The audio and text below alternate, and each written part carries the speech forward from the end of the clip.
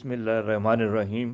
میں Muhammad Arif, chairman centre of advisory services for Islamic banking and finance بات کر رہا ہوں۔ آج ہمارا موضوع جو ہے وہ یہ ہے کہ جو ہمارے سامنے اگلے 2-3 مہینے آ رہے ہیں، اس میں کیا ڈیولپمنٹس ہو سکتی ہیں۔ پہلی بات تو ہم یہ دیکھیں کہ یو ایس اے میں جو بائیڈن اور ٹرمپ کا الیکشن ہوا ہے، اس میں ابھی کوئی پیسفل ٹرانزیشن ہمیں نظر نہیں آ رہا، اور اس کے اندر لیکن مختلف لوگ کیا سرائی کر رہے ہیں۔ 20 جنوری بہت امپورٹنٹ ہے جب وہ حلف اٹھائے گا نیا پریزیڈنٹ، لیکن اس سے پہلے جو ڈیٹس امپورٹنٹ ہیں وہ 23 دسمبر ہے، جب تمام اسٹیٹس جو ہیں یونائٹڈ اسٹیٹس کی وہ اپنے یہاں جو الیکٹرل نمبرز ہیں ان کو آفیشیلی بھیجیں گی سینٹ اور کانگریس کو، جو ہاؤس آف ریپریزنٹیٹیو ہے، اور اس کے بعد پھر ہمارے پاس آئے گا ڈیٹ، یعنی اس میں 6 جنوری کو 3 جنوری کو یہ لوگ جو ہیں یہ اپنا حلف اٹھائیں گے، جو نئے اس میں سینٹ میں آ رہے ہیں اور جو ہاؤس آف ریپریزنٹیٹیو میں، اور پھر 6 جنوری کو یہ جا کر کنفرم کریں گے کہ ان کے جو اسٹیٹس کے جو الیکٹرل ووٹس ہیں وہ صحیح ہیں یا نہیں ہیں۔ تو اس طرح یہ ایک یعنی ایک کرائسس سا ہمیں نظر آتا ہے اگلے 2-3 مہینے میں، ایٹ لیسٹ جنوری تک۔ اور اس دوران جو ہمارے ٹرمپ صاحب ہیں، جنہوں نے پورے یو ایس اے کو ڈیوائیڈ کر دیا ہے بٹوین ٹو اس کا سیکشنز آف پیپل، تو اس کو یہ ہے کہ آپ بتا نہیں سکتے کہ یہ ان تمام ڈیٹوں پر کیا ہو سکتا ہے، کیا ہونے والا ہے۔ بہرحال امید تو یہی کی جانی چاہیے کہ پیسفل ٹرانزیشن ہو، لیکن وہ ہوتا نظر نہیں آ رہا ہے۔ اب یہی صورتحال ہمیں پاکستان میں بھی نظر آ رہی ہے۔ پاکستان میں ہو یہ رہا ہے کہ جو ہمارے حکمران ہیں، پی ٹی آئی کے لوگ ہیں، وہ یہ اپنا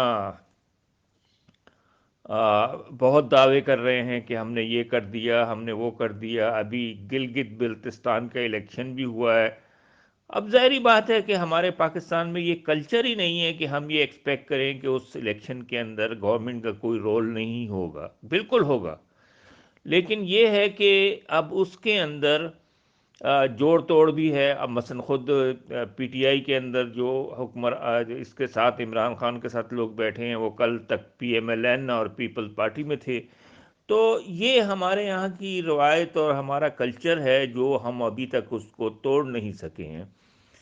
اور اس کے اندر جو ہمیں ہوتا نظر آ رہا ہے کہ پی ایم ڈی، اگر جو اپوزیشن پارٹیز کا الائنس ہے، یہ کبھی نہیں بنتا اگر عمران خان اپنے جو دعوے ہیں اور ان کی تقریریں ہیں ان کو وہ اپنا کسی طریقے سے عملی جمع پہناتے۔ لیکن انہوں نے یہ کر رکھا ہے کہ جو اچھے لوگ ہیں، پڑھے لکھے لوگ ہیں پی ٹی آئی میں، وہ تو بیچارے پیچھے بیٹھے ہیں، بولتے ہی نہیں ہیں، اور ایک پوری انہوں نے کچھ فوج بھرتی کر رکھی ہے گالیاں نکالنے والوں کی، اور وہ آگے بیٹھے ہیں، اور وہ سوائے اول فول بکنے کی اور کچھ نہیں کر رہے۔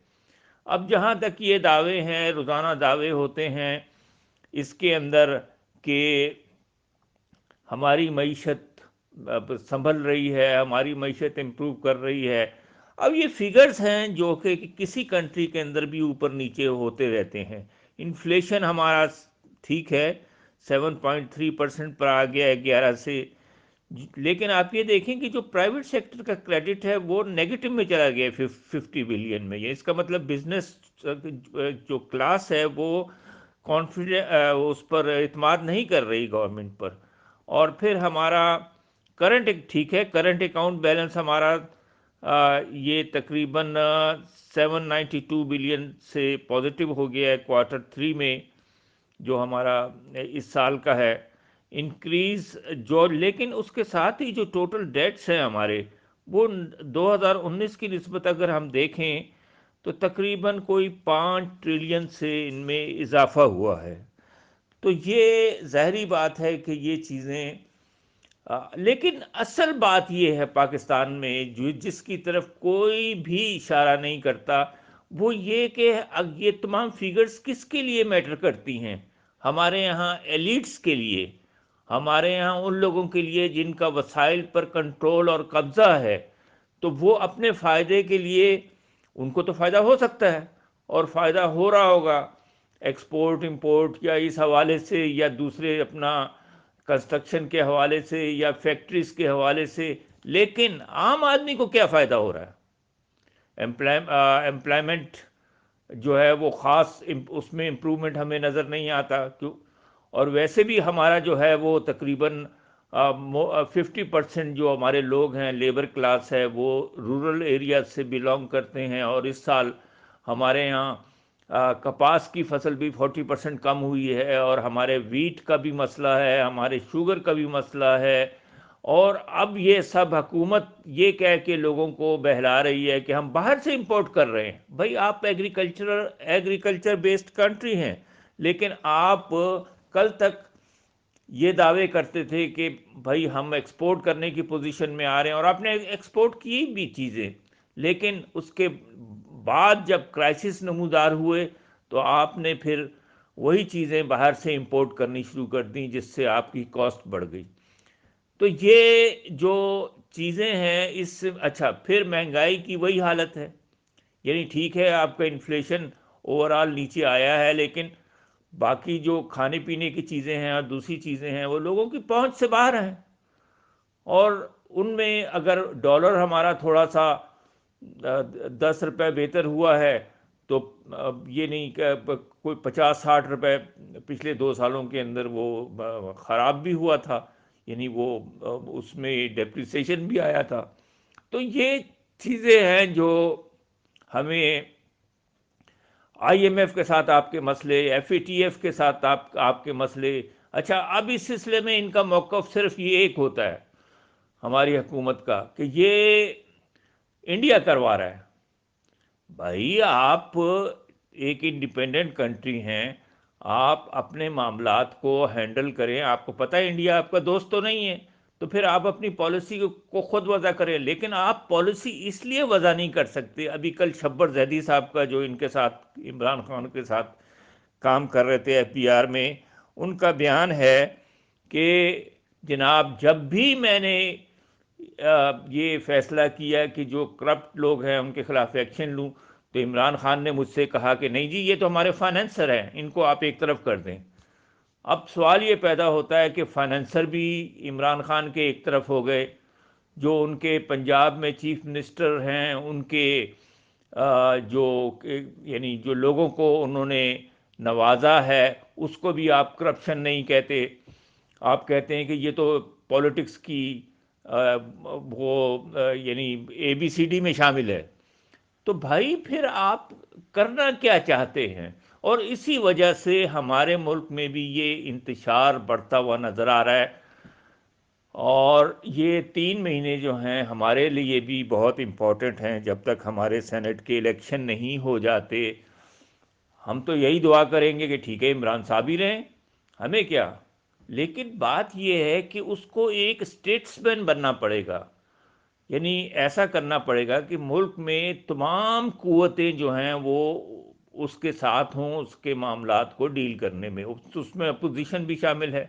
تو یہ سارے جو ہے کہ میں اس کو لٹکا دوں گا اور اس کو میں یہ کر دوں گا، یہ ساری چیزیں جو ہیں اس سے ہمارا ملک تباہی کی طرف جا رہا ہے. تو کہنے کا مطلب یہ ہے کہ ہمارے لیے سب سے امپورٹنٹ پاکستان ہے، باقی چیزیں سب ہمارے لیے سیکنڈری ہیں.